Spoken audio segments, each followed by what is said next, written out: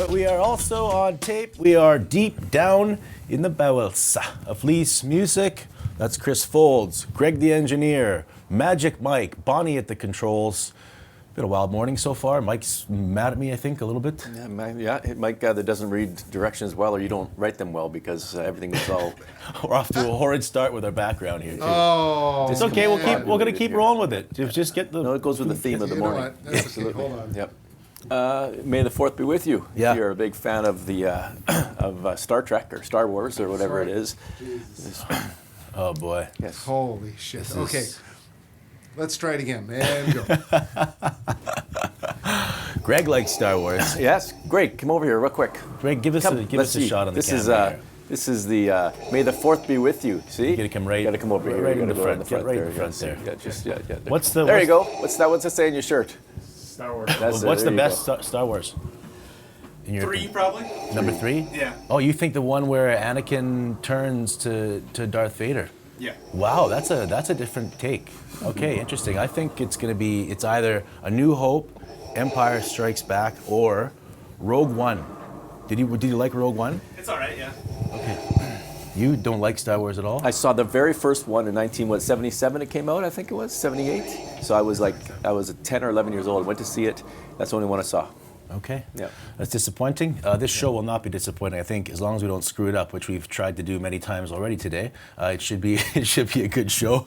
We're keeping receipts today. Big breaking news story from Jessica Wallace. Yeah, there's a story in today's Kamloops This Week, May 4th edition, and online at KamloopsThisWeek.com. It's just a story about some questions about how the city has been spending the money on meals.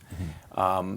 It's just there's some questions raised by some people who watchdogs of the City Hall, who think maybe they shouldn't be spending as much money as they have on catered lunches and catered dinners and such like that. There's 4 or 5 stories in the paper that people can read and come to their own conclusion. Okay, we'll get to that. Also, kind of a triple threat match type deal on Last Week, This Week I'm really excited about. We got Daylan Kuefler and Logan Stankoven of the Kamloops Blazers coming in here, and then following them, Shane Doan's going to come in here live and talk to us. I think he's in Arizona right now. He's got a lot on his plate. We thank him for joining us.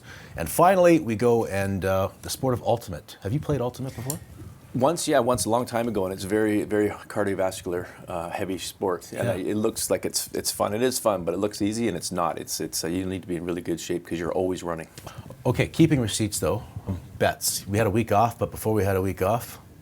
Yes, we had a wager. First of all, going into that week off, you owed me a pint and a wings, which you have not paid off yet, that's which debatable. Is standard. No, you did. Kelly Olnick never played in the tournament, and you said he would. So we bet on whether who would win the series. It's going to be Kamloops in 6, and they're going to wrap it up in Spokane. Yeah, I think it's actually going to be a sweep. You were right on the mark there, which is very impressive. So that's one for me, and also KRC.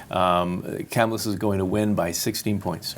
Okay, I'll say Mariloma is gonna edge them. They're going to come up here and edge them by a couple points. It's 2 for you, and we still got to wait whether the Pope comes to Kamloops. That's not looking good at all. That's not looking I think good. the Pope ain't coming on this side of the Rocky, so I'll probably be down 3-1 to you. Although I think I did take Vancouver over Everett in that other bet. So. Oh yeah, so what do you want to do for this series? Yeah, there's no way the Pope Mobile is coming up to Coquihalla. That's a lost bet for sure. That's right, yes. Do you want to bet on Blazers Giants? Sure, yep. What do you think? I'll take the Blazers in 6. That's what I was going to take.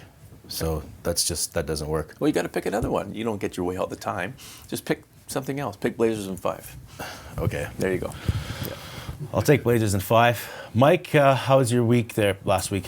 So many events going on right now, and it's tons of last-minute stuff. So you're noticing what everyone's talking about is the reopening is coming at a frenetic pace. Yeah, it's really too fast. Yeah. Because we're just overwhelmed and we don't have enough help. We're still looking for AV techs. We're still looking for guitar builders. And the resume bank, what's normally full, is empty. All right. Well, we hope you can keep doing our show. Yep. Just like New Leaf Produce Market is. This is their 36th episode as our title sponsor. And I know I say it, we couldn't do the show without them, but I really mean that. We couldn't do the show without them. Yep. For me, it's been like a reinvigorating thing in my work life.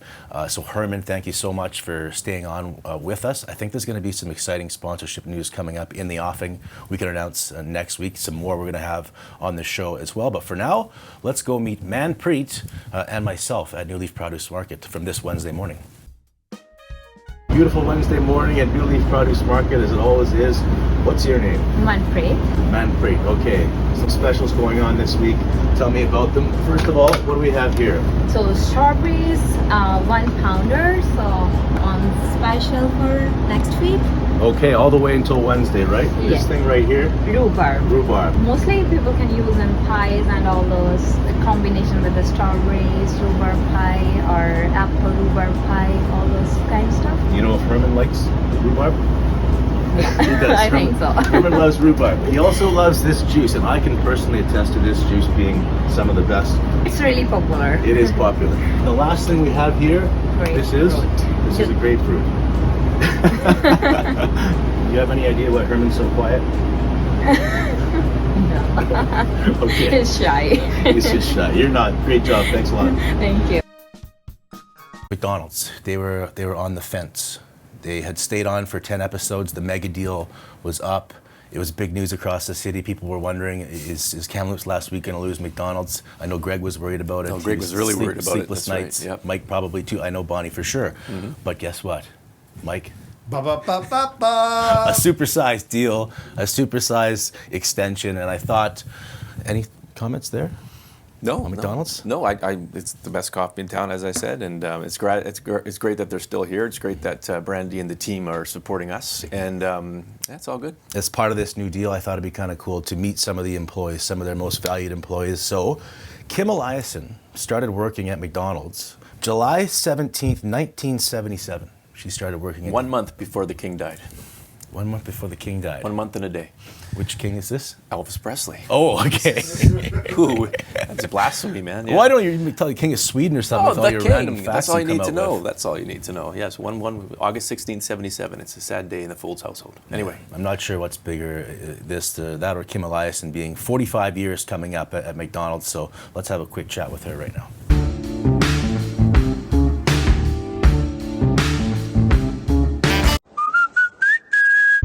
You've worked at McDonald's? Actually, July 17th will be 45. That's amazing. Do you remember your first day? Absolutely. What happened? What do you remember about it? Oh, I was scared. I was petrified. I was super, super, super shy. Not the girl I am today, for sure. And what was the situation like with McDonald's in town? Like, how many restaurants were there at that time? Actually, it was just Valley View.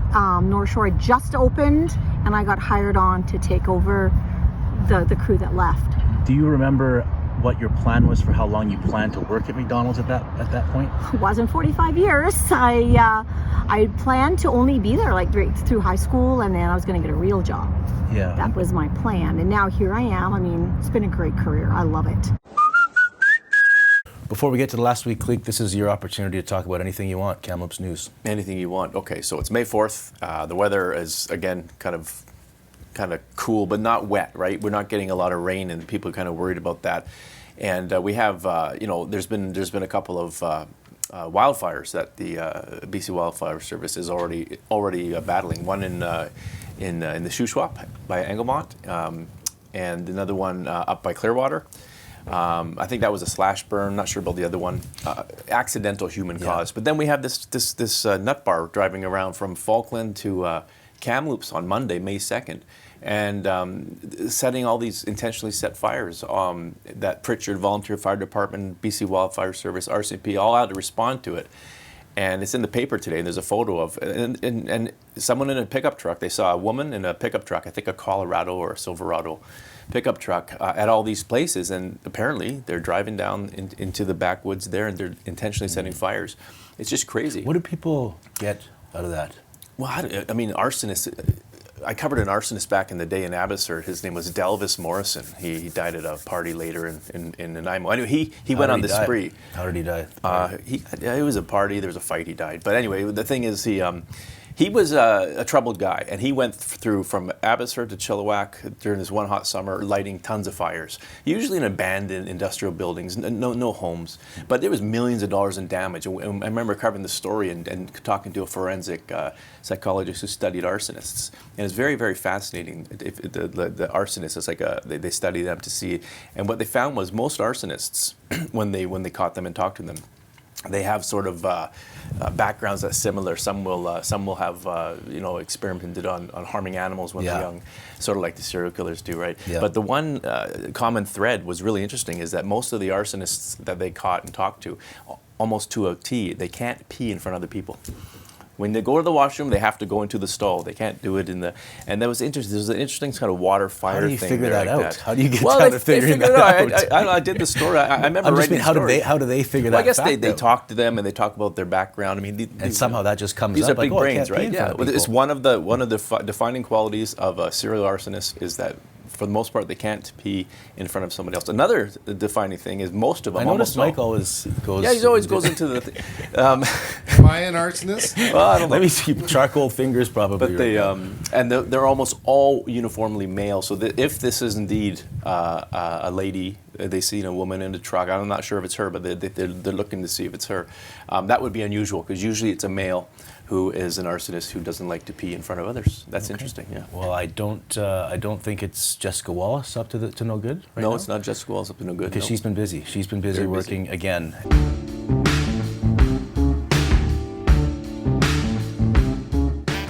This week we're looking into meal expenses at City Hall. Invoices to Terra Restaurant, a former high-end eatery in downtown Kamloops, show the city spent about $170,000 over 4 years at the restaurant.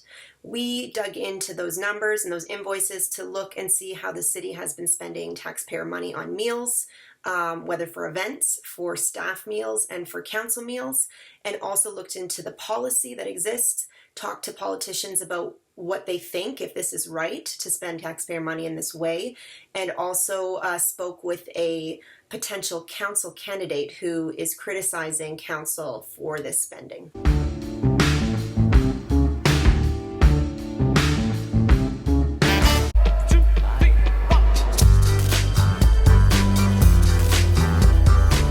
You mentioned it off the top of the show. Our newspaper right now, it's worth a read for many reasons, as usual, but also because Jessica's up to some good reporting. Yes, we got. I got a call. I met a guy a couple times, Darpan Sharma. We met for coffee a few times just to talk about certain things that him and his group. He's got a loosely affiliated group of people, Politics Kamloops on the Facebook page, and they're sort of like they're watchdog of City Hall. They're very critical of many things City Council does. Some people think they're a little bit too extreme, a little bit too mean, too not sympathetic to the plight of maybe the marginalized in town. Anyway, they watch the city council closely, and they have a lot of stuff to say online. So I had met with him a few times because he wanted to talk about other issues and stuff like that, and wanted to see if he's going to run in the slate. And during a recent meeting, he said I was doing some FOI, Freedom of Information requests, and I found some information I found disturbing regarding spending at City Hall. I said, well, we'll take a look at it. So over a few weeks, we looked at it, and we did today's story. There's 5 stories in today's paper regarding spending at City Hall on meals, catered meals between 2016 and 2019. It's not like TNRD 2.0. It's not to that degree. It's not. I don't think so. But I think it's newsworthy in that people can read the stories and see whether or not they think it's appropriate. Some people online say, this is business as usual. You have 20 management staff. You're working through lunch. We order lunch. It's $20 each. It's fine. Other people online are saying, no, taxpayers shouldn't be paying that many lunches for that many staff that many times. It was, and the It's fact all at Terra too. Like Well, a lot of it is about Terra. a lot of it's about Terra because what the city's procurement policy says, anything under $25,000 a year that you spend on a vendor does not go into the report, so you can't find it. Anything over $25,000 has to be reported, and every year you can go through and see what the city spent money on. For example, advertising. Kamloops This Week's in there, CFJC's in there, right? So. The question was, well, should there be a policy, to put these out to tender? And the reason it's not is in this story. They tried to do that. They didn't get many people coming back. Terra jumped out because at the time Terra's no longer open, but it was one of the finest, if not the top end restaurant in town. I went there a few times, but I can only afford to go there maybe once or twice a year for special occasions. Right, and some of the arguments that I read in this story are saying why are we going to a place like Terra for these type of meals? Yeah, and why not just order pizza? Why not go down to to Fratelli's and get some sandwiches? Why not go to Subway and get some sandwiches? And the mayor and councillor says, yeah, we did go to other places too, but it won't show up on the receipts. But the Terra jumped out at the group that was looking at it, jumped out at us, and it wasn't that the Terra meals were super expensive. It's just why go to that one all the time? That was the question they had. There was no contract in place. There was no request for proposals, and some of the items that was in the meals, they're a little shishi poo poo, but like I say, it's not TNRD 2.0 story about spending controversy, but it does raise questions as to what's the threshold. Is there some fat to trim? Yeah. To save taxpayers' money. Well, Councillor Dieter Duty, who's running for mayor, he talked to Jessica and said, well, he never thought about it because it's just there's always catered meals when they're having long days, and I don't think there's anyone would begrudge the council if they're working from 9 in the morning right to public hearings at night. I don't think there's anything wrong with buying them dinner, not at all. The question, the issue that the group brought up, or Darpan brought up, was that's fine, but what about constant, multiple weekly meals for all the departments? Should we be? You mentioned, I think, a while back to me about the burger toppings. Yeah, the burger toppings was interesting. Yeah, there was a volunteer barbecue the city puts on every year. It's a good thing. I think it's a good thing. Yeah. Even the guys who brought us this information say they have no qualms with spending a few $1,000s celebrating the volunteers who make the city run. Right. No one's saying that. So the Lions Club, they flip the burgers. So the city went to the grocery people or Costco, one of those places, and they bought a bunch of hamburgers and reasonable prices. I think it was $1,500 to feed 400 people. That's great. But I think the cost of having Terra provide lettuce, onions, mustard, and ketchup for 400 people was like $2,000. It was more than all the burger stuff. And I'm thinking, that's the question. Like, do you need to? Can you just go buy 10 heads of lettuce and make the burgers? We'll up? see how this one shakes down as far as the reaction to it. I think it's going to be a lot different than the TNRD. It is, and it's not specifically the issue of should they have spent $20 a person on the lunch. The issue is should they not sit back and revise the policy and say when and where should they buy lunch? Should the taxpayers pay for lunches? And should there be a threshold? And from where should they buy it? And at what point do people brown bag it? Mike, any initial thoughts hearing all this? Well, my first thought is if you're doing like a barbecue, and I've been there, done that with the city providing audiovisual services. It's usually a small crew that's putting something like that on. So I can see how you just go and try to make it happen. Yeah. Because I don't think city staff should be sitting there chopping lettuce. No. But you're right. There has to be some accountability, and there should be some reasonableness in what's going on. Yeah, and that's where it boils down to. If you look at some of the comments online already, the definition of reasonableness, your definition might be different than mine. It might be different from yours. So people can read the stories and make their opinions. We have some people online saying that this is fine. It's business practice. A lot more people are saying no. It shows we need to clean it up, and we should be spending that much money on this kind of thing. So I know Bonnie would like to have some rhubarb crumble at the next luncheon, right, Bonnie? Yeah. Well, the Spokane Chiefs crumbled at the hands of the Kamloops Blazers, who we will meet in our next segment, which is Last Week This Week.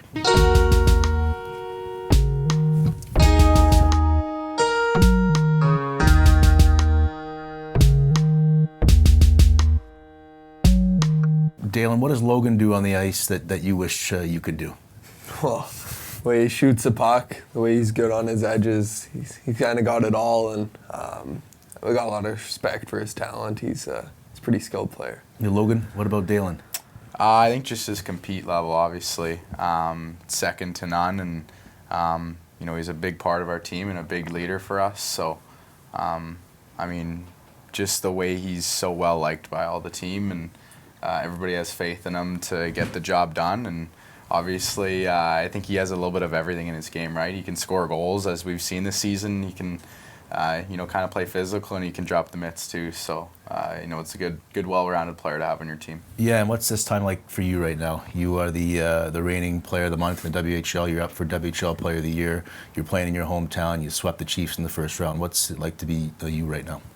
It's nice. I think it's just a nice feather in the hat to kind of have, the WHL Player of the Month honors. It's nothing, too special, but, I think we're focused on other things right now. Obviously trying to win a Memorial Cup and Obviously, we have a long road ahead of ourselves, but I think just a nice little piece of the puzzle for now. So You guys got here in different ways. You were a first-round Bantam draft pick. You were a 10th round, basically a throw-in pick made by Shane Doan. But he thought you should be picked a lot higher. I just played you a clip. He is an amazing kid, like truly a gentle, intense, competitive, caring, do anything to win type of kid that you want your kids to be around. He's like our son that's lived with us and is gone, but my kids love him. We're very, very proud of Daylan and the type of young man, more so than as a player. When that draft was going on, I was a little upset because that draft I knew who the good players were because I watched them all play the 02 draft. He should have went way, way, way, way higher than Ken. My example I always say about Daylan is he's the type of kid that'll go down the ice, slash you in the back of the legs, you turn around, punch him in the head, and he falls down and draws a penalty. The next time he comes down the ice, he slashes you in the back of the legs, you turn around, you punch him in the head, and then he drops his gloves and beats you up. And the next time he comes down the ice, he completely ignores you and just goes on and scores a goal. Like, he literally does whatever it takes for his team to win. That's his greatest quality. Oh man, it's pretty cool to hear. I've known Shane for a long time. My dad played with him growing up, and for him to be able to say anything like that it's incredible. It feels pretty good. It's cool to hear it from a guy like that. For people who don't know, you went and lived with him, right, when you were 14? Yeah. So how did that come about? That was funny. My dad, he got a call one day and Shane asked if I wanted to come down there, hosted nationals, the junior Coyotes there, and they were allowed a couple imports, and it's a pretty tough thing to say no to, is going down there, and they're an awesome family. And yeah, obviously it's pretty cool. Not even as a hockey player, but as a person, Shane's one of the best guys, if not the best guy I've ever met. He's down to earth. He's got the biggest heart in the world, and I know he'll always be there for me if I need anything, and he's a pretty special guy. Let's go back to game 2. This guy takes a slap shot in the face. This would never happen in soccer. We've talked about soccer. Yeah, we've talked about that. Right? Absolutely. Yeah. He takes a slap shot to the face, which looked terrible. I was worried for you. I thought this guy could be in the hospital. You go back, you get stitched up, you come back in the same period and score a goal. And there's something that happened behind the scenes there, I think, with the doctor. So just take us through that whole situation. Yeah. I was kind of behind Victor, and when the Hughes took that shot and couldn't see it, ended up catching me up high, and I knew it was cut, so I just tried to get off the ice and was getting stitched up by Dr. Hughes, and I said, I'm gonna go score a goal now, and he's kind of laughing. We were joking about it. I was like, no, I'm serious, and go out there, and when I saw him in the intermission, he's like, I can't believe you actually did it. He was laughing. It was pretty funny. But. Logan, what does that do for your team when you see something like that?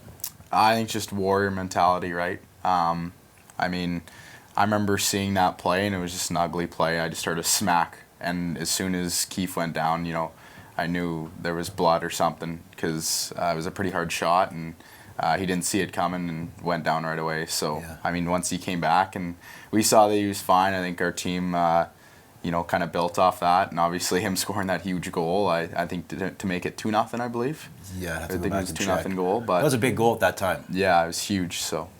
Yeah, but there was a lot of blood on the ice. I think Big Jake had to use all his weight to scrape it off, so that's a lot of blood right there. Speaking of warrior mentality, yesterday I talked to Sean Clouston, your head coach. I talked to Levis and Lindgren, and physicality came up a lot, talking about this Giants series. What is it about that team? Is that their MO? Do you think they're going to try and really kind of out-physical you?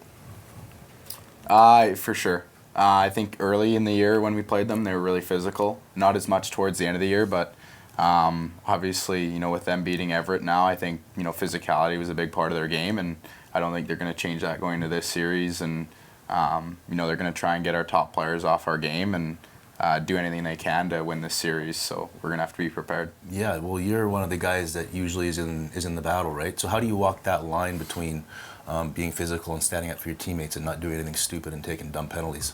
Yeah, I think you have to respond, not react. It's kind of one of those things you got to be careful with, and it is walking that fine line between taking a penalty and standing up for yourself. So. Steve Ewan asked from the province. He told me to ask you this question. When you play up against someone like Fabian Lysell on the other team, first round draft pick prospect, is that special to you? Are you aware of that? And what do you think about his game? Oh, for sure. I mean, he's a pretty special player and just so skilled, right? Is the way he can skate, he can shoot, he sees the ice really well.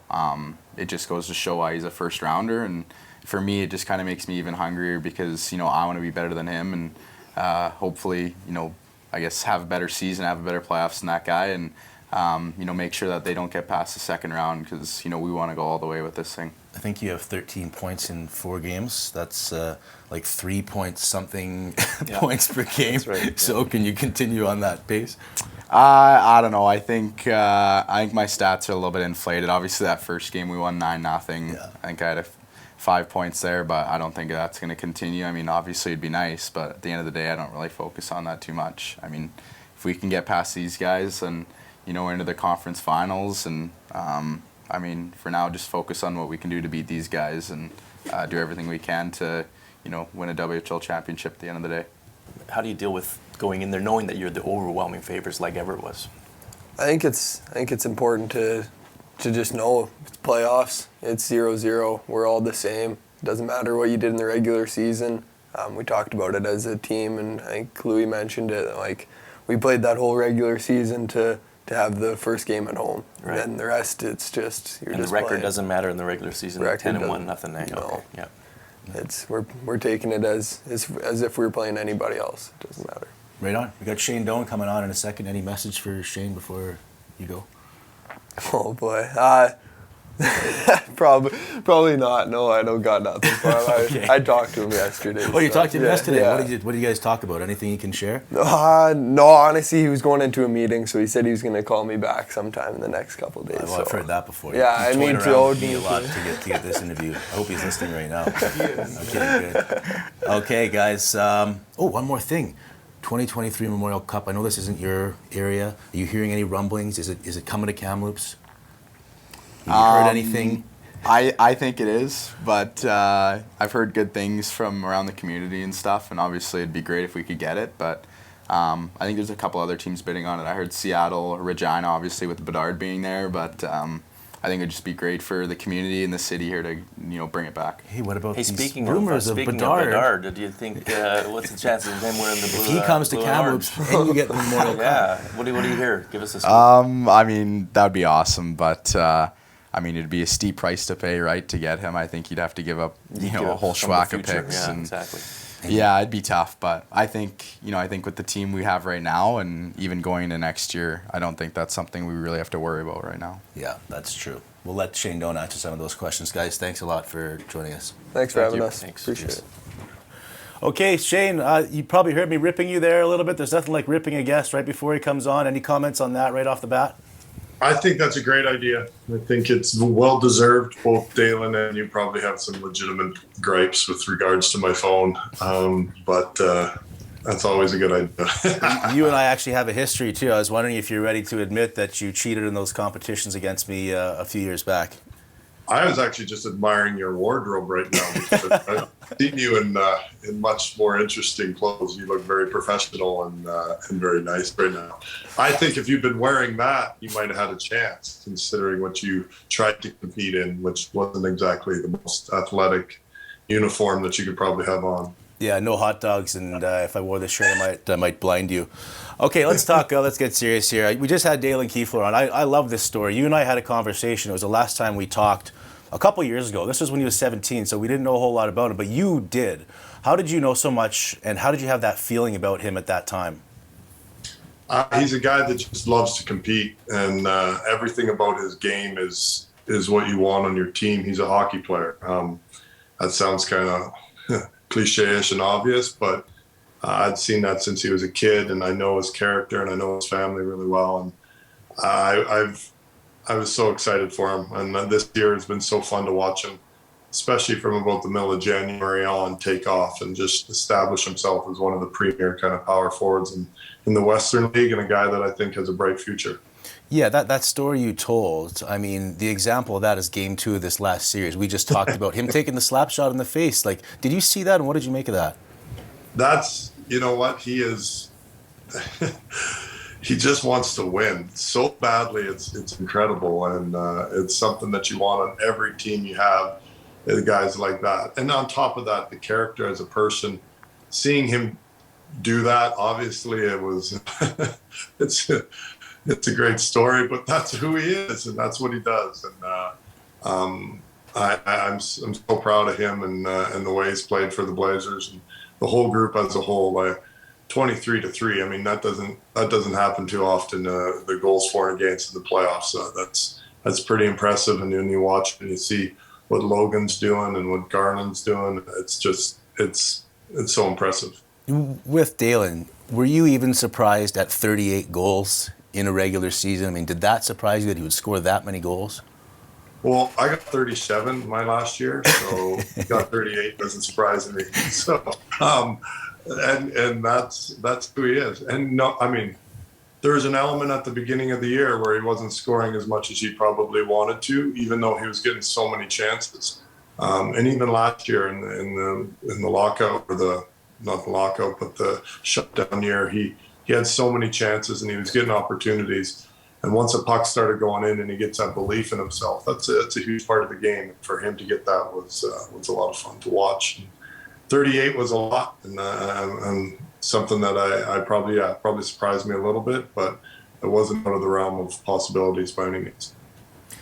Shane, Marty mentioned how it's hard to get a hold of you, but you're super busy. Right now you're busy compiling the world roster for Finland. Can you update us on that and any names that we will know be going there from the teams that aren't chasing the Stanley Cup?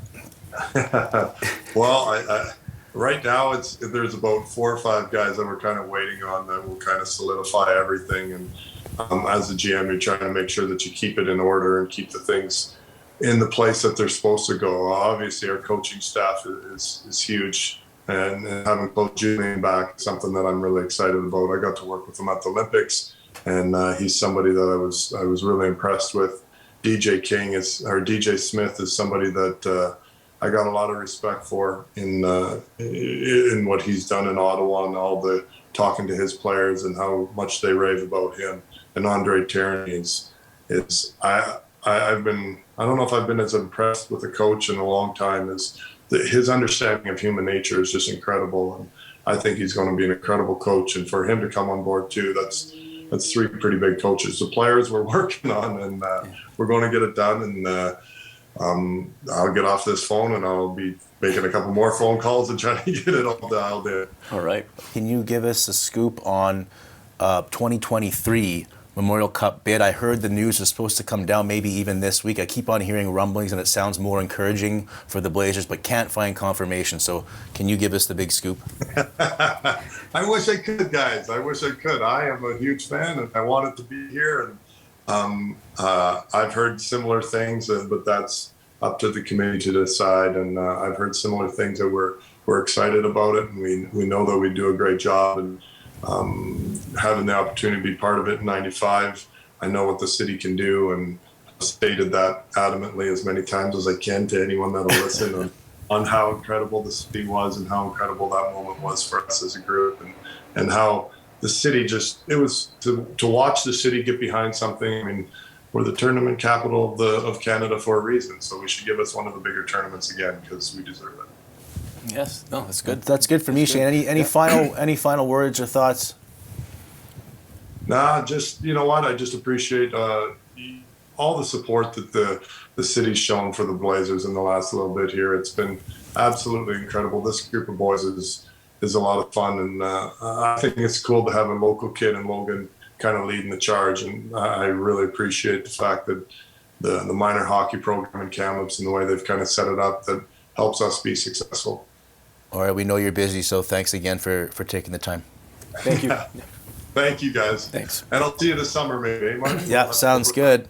Get that body right. Get that body right. I accept that I lost the soccer one, but I don't think I can accept that I'll lose the other, right? Rematch is on. Let's do it. See you later. All right, see you guys.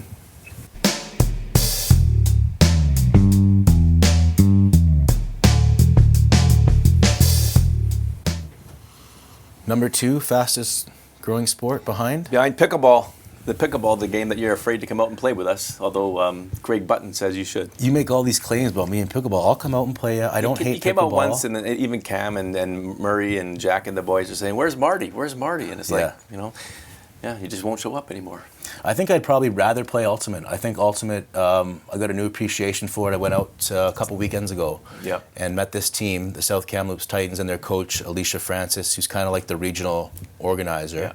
Did you watch that little video I sent? Yes, I did. And they were playing after the game. They were getting together with their opponents and having a little dance there. It's a little known sport. I didn't know it was the second fastest growing sport until I read the story that you wrote. But it's when you see it, it's much harder than it looks. Yeah, a lot of it is about sportsmanship. They'll talk about that. But I was actually really impressed. The hand-eye, throwing a frisbee is not always an easy thing to do. No. The catching the frisbee. So let's have a look right now at this video.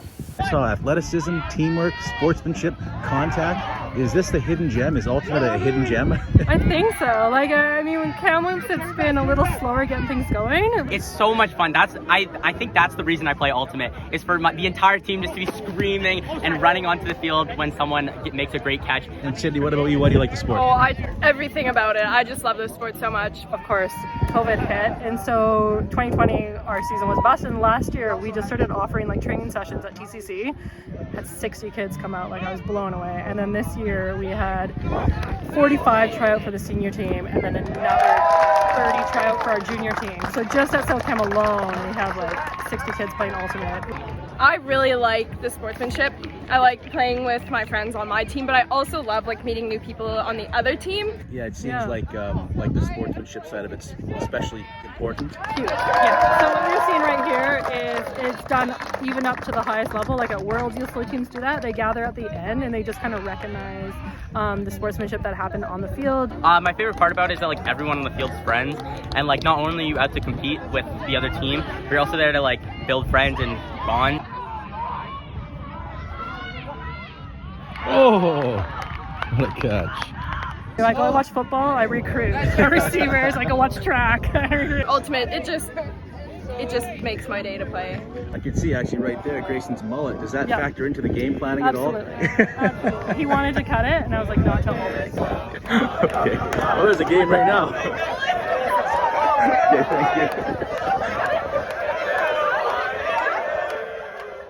The Titans hosted and won that tournament, 13 teams. They have Okanagan's coming up, so we'll follow that. And then there's one berth available for, did the Abbey Panthers have an Ultimate team? I think, I don't know if they do. They had a good football team, though. That's where Chase Claypool played down there. I mean, he would be a good Ultimate player. He would be, yeah. You were water boy on that football team, if I recall. Well, I was at Empire Stadium, 14-4 of Notre Dame Jugglers, 1984. I sound like Rick Dollywall. I'm talking like Dollywall at home. I'm talking to my wife, saying, "Hey, give me a coffee," because I'm watching Dollywall and Donnie all the time, and talking to my daughter. "What are you talking like that, Dad?" "What do you mean? I'm not talking like that. Come on, hey, leave me alone." Actually, why don't we talk? It's kind of old news now, but the whole Ben Kuzma question.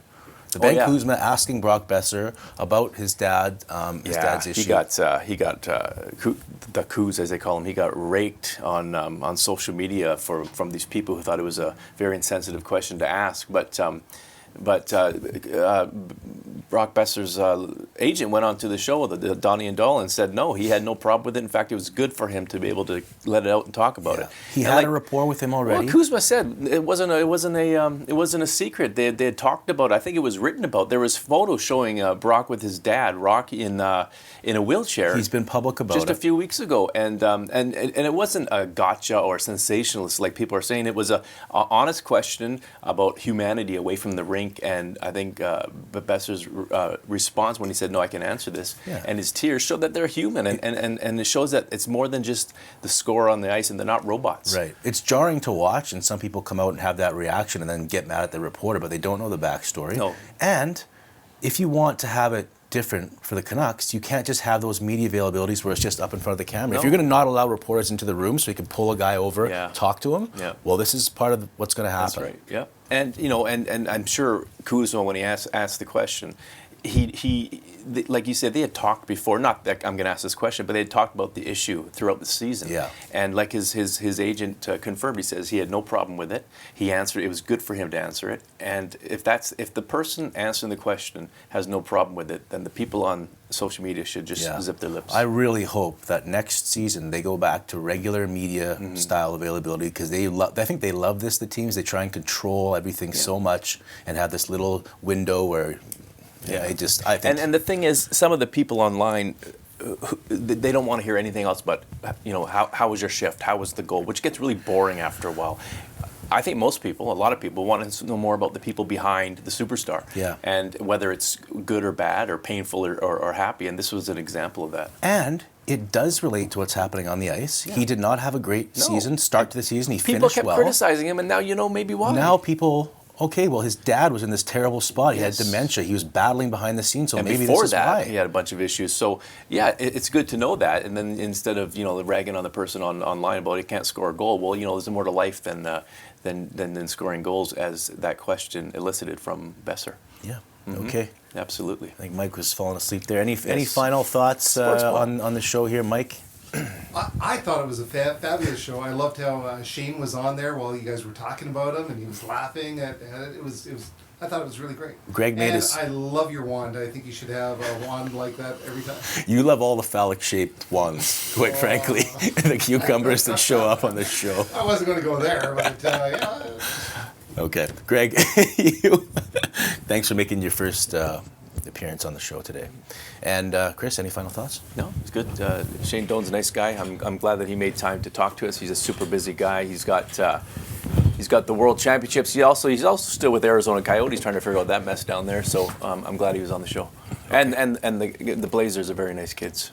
Yep. Thanks to Herman again for being our title sponsor with New Leaf Produce Market, and to McDonald's. And we hope to maybe have some more sponsorship news next week. Mike, thanks for bearing with us today with all the changes. Bonnie as well. It was an exciting day. Okay. That's it for us. We'll see you last week.